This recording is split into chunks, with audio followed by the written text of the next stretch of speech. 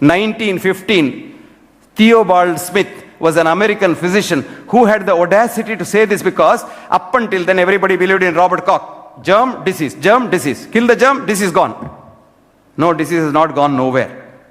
I won't tell you more about polio because it might hurt, because you don't want to know the truth. Truth is bitter.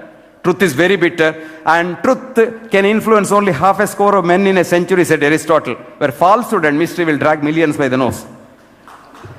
I will tell you something. There is an Indian scientist called Pushpa Bhargava. Pushpa Bhargava is a respected Indian scientist who was the vice president of the Indian Knowledge Commission, right? Now he resigned from the commission because, I'll tell you why. Anyway, he wrote a beautiful paper for you people to read, which is called The Politics of Poliomyelitis. What's the paper? Politics of Poliomyelitis. It's available on Hindu, and if you want to know, it's the March 11th Hindu 2000 something. I don't exactly remember the year. But if you go to Hindu's archives and push there, Pushpa Bhargava, friends, knowledge advances not by repeating known facts, but by refuting false dogmas, of which there are many in the world. Number one, even a textbook of medicine as recently as 2006, the British National Formulary has this sentence in it. Number one, do not give live oral polio vaccine to malnourished children. Number two, if you want to give it, first improve their nourishment, and when they have enough nourishment, then only give it. Number three, space it by more than 1 month, because repeated doses quickly will damage the system. And number five, it's only in India that the 31st dose is being given the other day. And the argument is all children don't come every time, so we'll give it. Those who have come, they have taken 31 doses. Now what happens in a poor child if you give polio vaccine? It's a live virus. So if the virus goes in and your whole immune system's head office is in the gut, from your mouth to the anus. And we need germs there. Do you know how many germs you got between your mouth and anus? You'll be shocked. 10 to the power 13, 100,000 billion germs you got there. If they're not there, you're not alive. We have a symbiosis with them.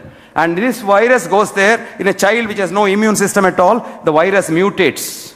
It becomes a powerful P3 virus, P1 virus, the deadliest virus, and comes out in the shit. And mind you, we don't have toilets in our villages.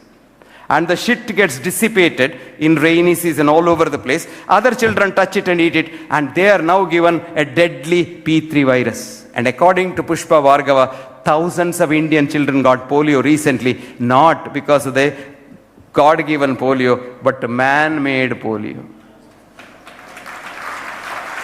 Do you know what India needs, my dear friends? Man is man's biggest enemy. What is the greatest service you can do? Let me tell you from my heart. Give a good example to society. Give a good example to society. I can preach to all of you and think that I have preached to the Rotarians and they will all become good human beings tomorrow. I have no guarantee. But I can take an oath standing on this pedestal. I will be a better BMX tomorrow than what I am today. I am sure of one thing. There is one rascal less in this world. I want each Rotarian to take an oath today. I want every Rotarian, Rotary kid, Rotary, everybody to take an oath, go home, stand before the mirror, cross your heart and say, I shall be a better human being tomorrow. I shall be homo altruisticus and not homo economicus. Because it's so easy to live by sharing.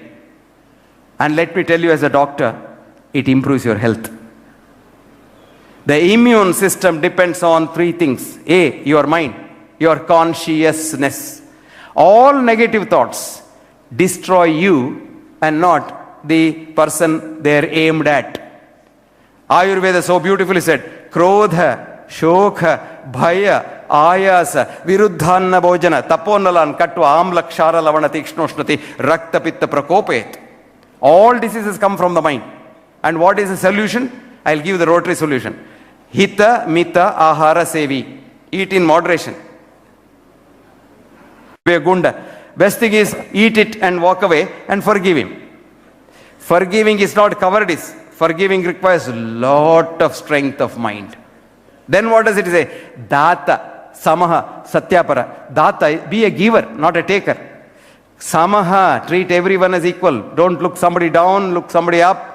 And a man's character can be found out how he behaves with others. You just have to observe a man talking to his boss and talking to his peon. Then I know what the man is. If he talks in two different ways, he is a man to be shunned. I always tell young girls looking for a husband, just to go and watch him at his work. And see how he behaves with his boss and his assistant. If the behavior is different, leave him. End your dating that day itself, because he is going to be a very bad person.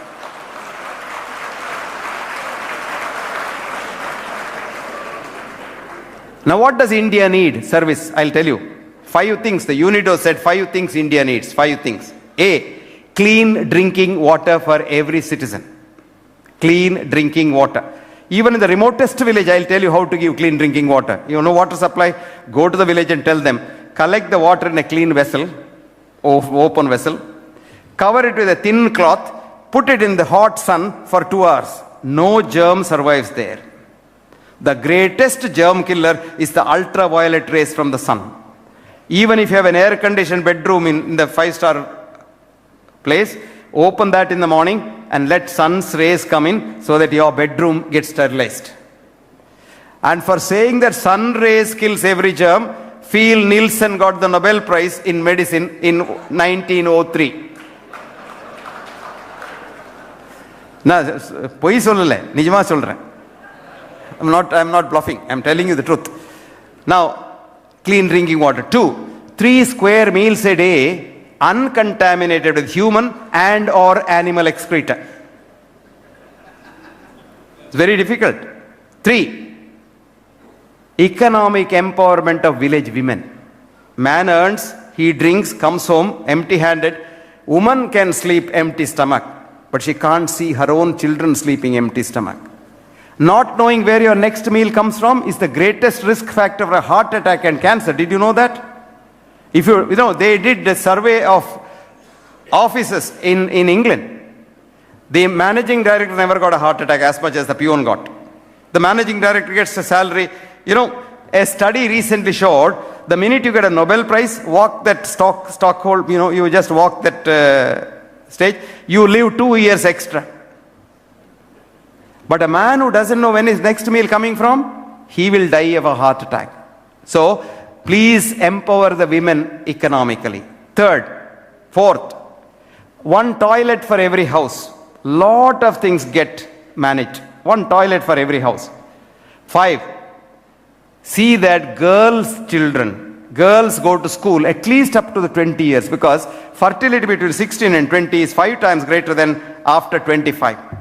If a girl in India can get married after 25, population problem automatically decreases. You don't have to cut nothing.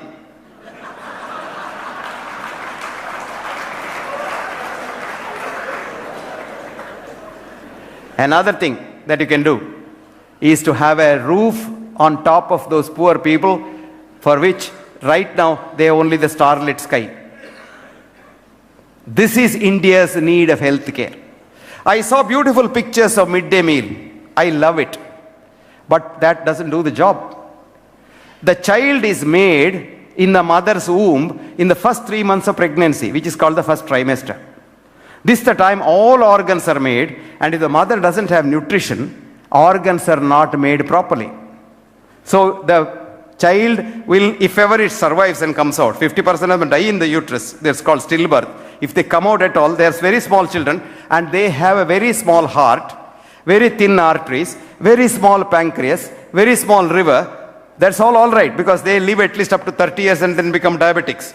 You know, this poor fellow, if he survives 30 years, he goes to Dubai, cleans the road, comes back with some money. There he eats a lot of, meat and things like that, which is very cheap. By the time he comes here and goes for a checkup in Jestlock Hospital, he's a diabetic. That doesn't matter. But what worries me is, there's a part of the brain called the hippocampus major, which is necessary for memory, creativity, learning, studying, everything. And this is so small in these children whose mothers didn't have nutrition, that these children, even if you give them 150% reservation, cannot pass SSLC. Because they have no creativity at all. I want you to give midday meal for every pregnant woman in Bombay, poor woman in the slums, right from the day she loses her first menstrual period. Please do that. You will get a generation of brilliant children who, even living in the slums, will one day get a Nobel Prize.